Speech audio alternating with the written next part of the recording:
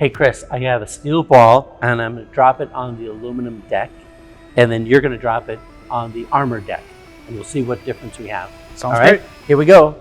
Ready? Look at the dent. Wow. Yeah. Yeah. Yeah, right here. Amazing.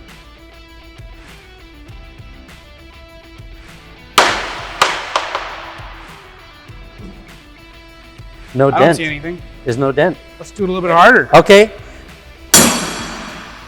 Wow. Look at the size of that. That's a dent. crater.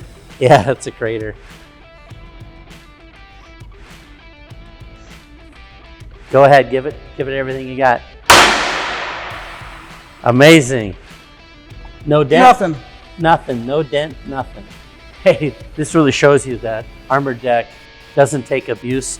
Aluminum does take all the abuse, all the dents, oxidation.